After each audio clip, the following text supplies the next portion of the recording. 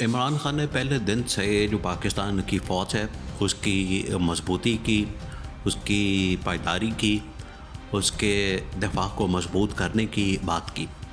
और ये जो इमरान खान का मौक़िफ़ है आज भी वही सेम मौक़िफ़ है। इमरान खान के मौक़िफ़ में रत्ती बराबर भी तब्दीली नहीं आई। इसी वजह से आज अगर इमरान खान ने ये बात की है कि मैं इस्टेब्लिशमेंट के साथ बातचीत करने को तैयार हूँ, मैं सिर्फ इस्टेब्लिशमेंट के साथ बात करना चाहता हूँ, उसके पीछे 2-3 वजूहात हैं और इस्टेब्लिशमेंट ने इस बात को समझा है। उनको आज इस बात की रियलाइजेशन मौजूद है और इससे बेहतर कौन जानता है। देखिए 2-3 ऐसे जर्नल हैं जो पाकिस्तान की फ़ौज में अभी भी सर्व कर रहे हैं, जिन्होंने, और ये टॉप पोजीशन के ऊपर है,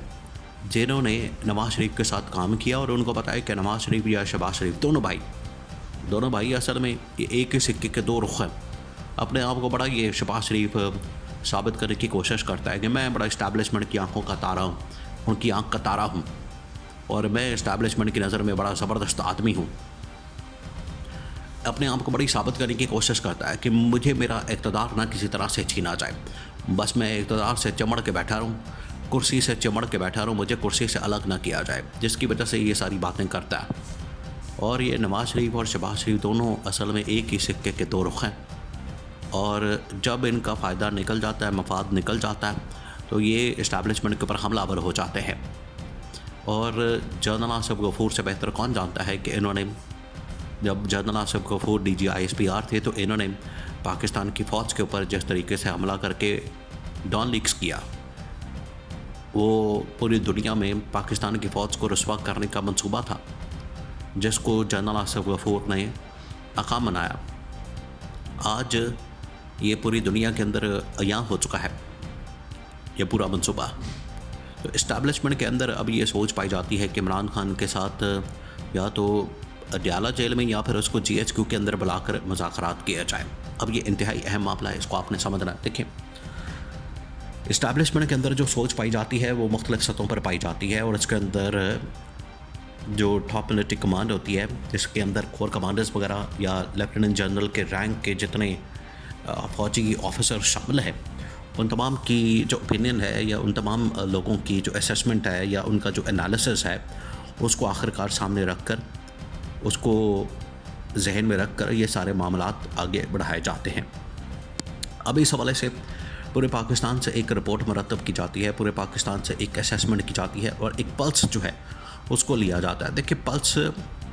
को असेस करना बड़ा ज़रूरी है। 8 फरवरी 2024 का जो दिन है वो पाकिस्तान में हमेशा एक तारीख़ी दिन अब रहेगा, क्योंकि उस दिन ये किसी ने महसूस नहीं किया था। इस्टेब्लिशमेंट ने जो अपनी असेसमेंट की, इस्टेब्लिशमेंट की जानिब से जो अपनी एक एनालिसिस तैयार किया गया, उसके अंदर तो ये था कि ये जो नून लीग है या पीपल्स पार्टी है, ये बड़ी आसानी के साथ क्लीन स्वीप कर लेंगे और ये हुकूमत बना लेंगे और इमरान खान मुश्किल से 10-12 सीटें 15 सीटें निकाल पाएगा, जबकि नून लीग क्लीन स्वीप कर लेगी, 2/3 मेजॉरिटी हासिल कर लेगी और इसी तरह से पीपल्स पार्टी जो है वो भी कुछ 100 के करीब नशस्तें हासिल कर लेगी। ये इनके जहन में था, लेकिन किसी ने ये नहीं देखा था कि दीवार के पीछे क्या हो रहा है। यानी कि सबको तो सामने नज़र आ रहा है, लेकिन जो विज़न होता है वो सलाहियत किसी के अंदर उस वक्त मौजूद नहीं थी। सिर्फ़ और सिर्फ इमरान खान ये देख पा रहा था। इमरान खान ने कहा था कि ये जो इस वक्त 8 फरवरी का दिन या इंतख़ाबात का दिन आ रहा है, ये सरप्राइज़ का दिन है और इस दिन आपको पता चलेगा कि इमरान खान ने जो शऊर दिया है, इमरान खान ने जो अवेयरनेस दी है, इमरान खान ने जो इनको एजुकेट किया है, वो किस कदर कारगर साबित होगा और उसका जवाब जो है वो 8 फरवरी को मिलेगा। और फिर बिल्कुल ऐसा ही हुआ। 8 फरवरी का दिन आता है, अवाम जो है बड़ी तादाद में इमरान खान के हक़ में, इमरान खान के सपोर्ट में, हिमायत में बाहर निकलती है, सामने आती है और इमरान खान को वोट देती है, जिसकी वजह से बड़े बड़े बुर्ज उलट जाते हैं और अवाम ने सारी बाजी पलट दी। अब इस्टेब्लिशमेंट के अंदर कुछ लोग उस वक्त भी मौजूद थे। अभी जिस तरह से रिसेंटली जनरल एमन बिलाल ने रिटायरमेंट ली, उन्होंने ज़बरदस्ती इस्तीफ़ा उन्होंने दे दिया, इसी तरह से जनरल आसिफ गफूर, इसी तरह से और लोग मिलिट्री कमान के अंदर शामिल हैं जो ये समझते हैं कि पाकिस्तान में जो आवाम की राय है, आवाम की जो हक़ राय दही है या आवाम का जो वोट है, वही असल में ताकत का सरचश्मा है और वही डिसाइड करना उसी के ज़रिए से ही डिसाइड होना चाहिए कि हुकूमत वक्त किसकी होनी चाहिए, किसको हुकूमत मिलनी चाहिए, किसको जो है वो मुल्क की भाग दौड़ संभाली जाए, दी जाए। ये इसके ऊपर कुछ जनरलों का इत्तेफाक है जिसके अंदर ये टॉप मिलिट्री कमान में अहम तरीन जनरल शामिल हैं। उनको पता है, देखें आज भी ये पल्स असेसमेंट ली जा रही है और 2 महीने गुजरने के बावजूद आवाम का जो ट्रस्ट है, आवाम का जो एतमाद है वो इस हुकूमत के ऊपर बहाल नहीं हो रहा और आवाम इनके साथ बिल्कुल भी एग्री नहीं करते। इनकी पॉलिसीज़ के साथ जो इस वक्त हुकूमत है, इनकी पॉलिसीज़ के साथ, इनके विज़न के साथ, इनकी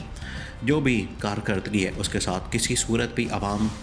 इनके साथ काम करने को या इनके साथ इनको सपोर्ट करने को तैयार नहीं। और वैसे भी इन्होंने पिछले 2-2.5 महीने से आवाम के लिए क्या किया है? पेट्रोल महंगा, बिजली महंगी, गैस महंगी, महंगाई, बेरोज़गारी, हर चीज़ के अंदर तबाही और बर्बादी ये किया है। अब गंदम का बहरान और इसके अंदर $300 अरब रुपए का जो टीका है, एक तो किसानों को लगा है और दूसरा दिहाड़ी बनाई है $300 की, $300 अरब की या 300 अरब रुपए इसकी दिहाड़ी लगाई है। कोई को छोटी अमाउंट है कि यहाँ पर दिहाड़ीबाज बैठे होते हैं हुकूमत के अंदर, मुंह खोला होता है उन्होंने और 100 अरब की दिहाड़ी लगाते हैं और ये दिहाड़ी लगाना उसी मकसद के लिए तो आते हैं। तो इस्टेब्लिशमेंट ने कहा है कि हमें ये कम से कम रास्ते रोकने हैं, हमें ये सब कुछ बंद करना है ताकि हम आखिरकार मुल्क को एक तरक्की और खुशहाली की जानब गामज़न कर सकें। अगर इसी तरह से चलता रहेगा, अगर इसी तरह से मामला चलते रहेंगे तो कम से कम पाकिस्तान के लिए ये बड़ी नुकसानदेह है, पाकिस्तान के लिए ये ज़हर कातिल हैं और हमें इन चीज़ों को हर सूरत में रोकना है। अब इसी वजह से जो इमरान खान की ऑफ़र है उसको बड़ा संजीदगी से लिया जा रहा है,